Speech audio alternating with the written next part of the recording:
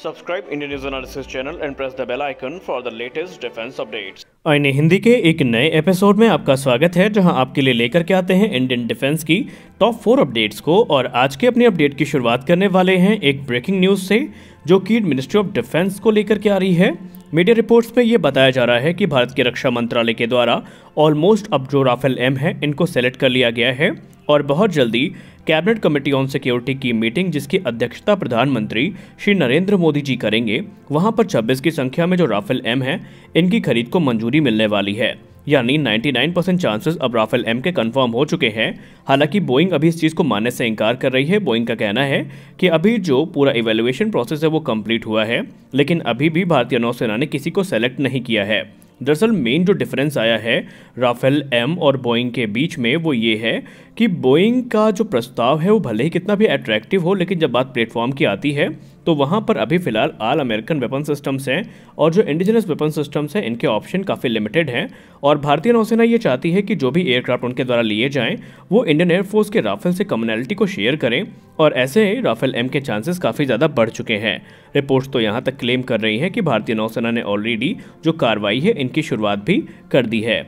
आपको हम बताना चाहेंगे कि राफेल एम को लेकर के भारत को एक बड़ा एडवांटेज एक ये भी है कि राफेल एम को लेने के बाद जो सपोर्ट है पूरा लॉजिस्टिक वो पहले से ही मौजूद रहेगा, और इंडियन एयरफोर्स के जो फॉरवर्ड बेसेस हैं वहाँ पर इमरजेंसी की स्थिति में ये जो एयरक्राफ्ट हैं इनको ऑपरेट भी किया जा सकेगा। और राफेल एम जो भारतीय नौसेना के द्वारा लिए जा रहे हैं ये F4 स्टैंडर्ड के होंगे, और आने वाले समय में जो इनको अपग्रेड्स हैं वो भी भारत में दिए जाते रहेंगे। तो ये काफ़ी एक बड़ा निर्णय है। और बोइंग का जो प्रस्ताव था उसमें जो प्रोडक्शन लाइन है उसका भी ऑफर दिया गया था, लेकिन वो ऑफर तब था जब भारत 57 की संख्या में जो F-18 सुपर हॉर्नेट्स हैं इनको चुनता।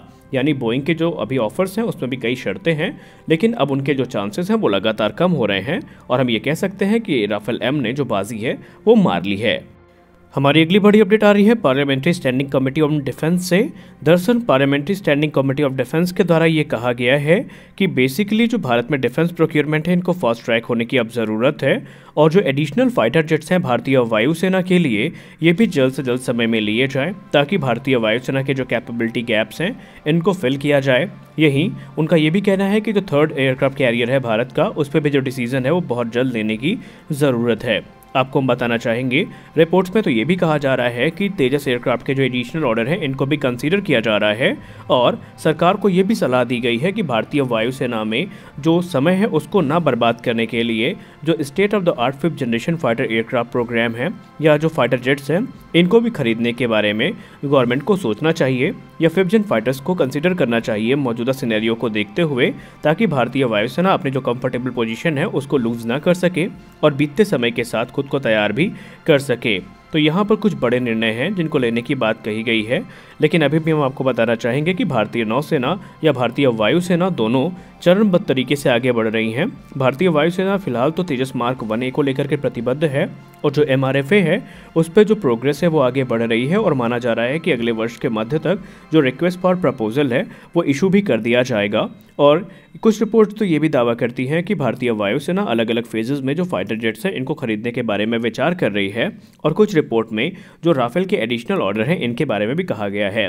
लेकिन जहां तक बात रही 5th जनरेशन फाइटर एयरक्राफ्ट की, तो भारतीय वायुसेना प्रमुख ने पहले ही ये कंफर्म कर दिया है कि भारतीय वायुसेना कोई भी विदेशी FGFA कंसीडर नहीं कर रही है। भारतीय वायुसेना पूरी तरीके से जो AMCA है उसको लेकर के प्रतिबद्ध है, और आने वाले निकट भविष्य में यही 5th जनरेशन फाइटर एयरक्राफ्ट भारतीय वायुसेना को ज्वाइन करेंगे।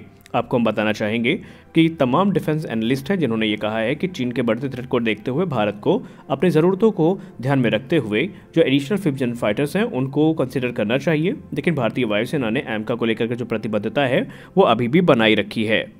हमारी अगली बड़ी अपडेट ट्विन इंजन डिग बेस फाइटर्स को लेकर के आ रही है। दोस्तों हम सब जानते हैं भारतीय नौसेना इस समय टेडबिया प्रोग्राम को लेकर के बहुत ज़्यादा गंभीर है, और भारतीय नौसेना काफ़ी स्ट्रांगली इस प्रोजेक्ट को बैक भी कर रही है। लेकिन इसी बीच एक बड़ी रिपोर्ट सामने निकल के आई है।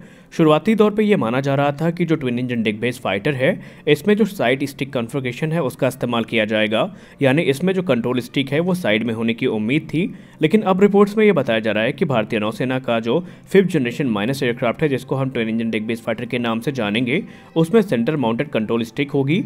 वहीं तेजस मार्क 2 की बात करें या एमका की बात करें तो ये दोनों aircraft right side control stick के साथ में आएंगे, यानी एक बड़ा बदलाव टेडबीएफ में नोटिस किया गया है, जहां पर अब इसमें सेंटर माउंटेड जो स्टिक कंट्रोल्स है वो दिए जाएंगे।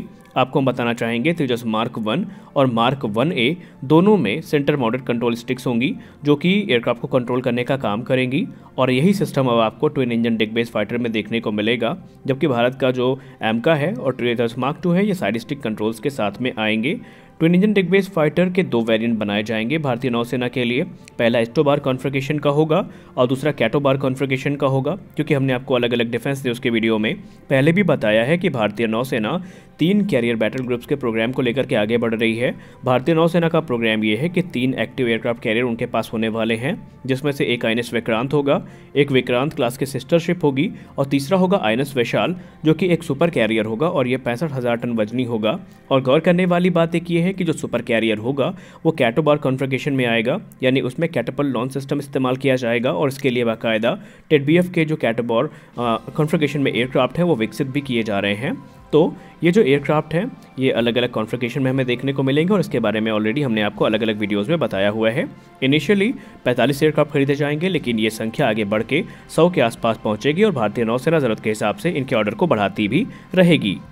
हमारी अगली बड़ी अपडेट जनरल इलेक्ट्रिक को लेकर के आ रही है। हम सब जानते हैं कि जनरल इलेक्ट्रिक इस समय भारत में जो F414 इंजन्स हैं इनके लोकल मैन्युफैक्चरिंग को लेकर के विचार कर रही है और बाकायदा जो अप्रूवल के लिए कागजी कार्रवाई है वो शुरू भी कर दी गई है और उम्मीद है कि बाइडेन एडमिनिस्ट्रेशन के द्वारा ये अप्रूवल दे भी दिया जाएगा। लेकिन इसी बीच जनरल इलेक्ट्रिक के अधिकारियों का ये कहना है कि भारत में तकरीबन 400 के आसपास जो इंजन्स हैं उनका ऑर्डर उनको मिल सकता है और उनका जो निर्माण है वो भारत में किया जा सकता है। उनका ये कहना है कि अगले 10 से 15 वर्षों में आप देखेंगे कि भारत में जो इंजन्स की डिमांड है वो काफ़ी ज़्यादा बढ़ने वाली है, क्योंकि तेजस मार्क 2 हो या टेडबीएफ हो या फिर एमका हो, इन सब के इनिशियल वेरिएंट्स में F414 इंजन ही इस्तेमाल किया जाएगा। और उनको उम्मीद है कि भारतीय वायुसेना 2 अलग अलग बैचेस में तेजस मार्क 2 को ऑर्डर करेगी। पहला बैच 108 एयरक्राफ्ट का हो सकता है और दूसरा जो बैच होगा वो तकरीबन 60 से 70 जेट्स का होगा और इन सब में F414 इंजन से इस्तेमाल किए जाएंगे। टेडबीएफ की तकरीबन 100 यूनिट्स ऑर्डर करी जाएंगी, जो कि शायद उम्मीद है कि इनिशियली जो F414 इंजन हैं इनसे ही इक्विप होकर के आएंगी। वहीं एमका के भी जो इनिशियल वेरिएंट्स हैं उनमें इन्हीं इंजन्स का इस्तेमाल किया जाएगा। इसके अलावा अगर F404 की बात की जाए तो 99 की संख्या में पहले ही ऑर्डर दिए जा चुके हैं और तकरीबन 60 से 70 जो इंजन्स का ऑर्डर है वो और भी आ सकते हैं, ऐसा उनको उम्मीद है। और ओवरऑल उनका जो अंदाज़ा है वो तकरीबन ये है कि 400 के आसपास जो ओवरऑल ऑर्डर्स हैं वो उनको मिल सकते हैं। और इनकी जो लोकल मैन्युफैक्चरिंग है उसको लेकर के भी जनरल इलेक्ट्रिक काफ़ी एग्रेसिव दिखाई पड़ी है और इसमें कोई आश्चर्य भी नहीं होगा कि आने वाले निकट भविष्य में अगर जनरल इलेक्ट्रिक इन इंजन्स का जो निर्माण है भारत में करती भी दिखाई पड़े।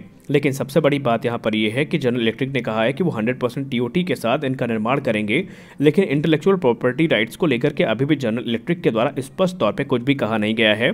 और डिफेंस एक्सपर्ट्स ये मानते हैं कि जब तक जो इंटेलेक्चुअल प्रॉपर्टी राइट का इशू है वो रिजॉल्व नहीं हो जाता, ये कह पाना मुश्किल है कि जनरल इलेक्ट्रिक का एक्चुअल प्रस्ताव क्या है।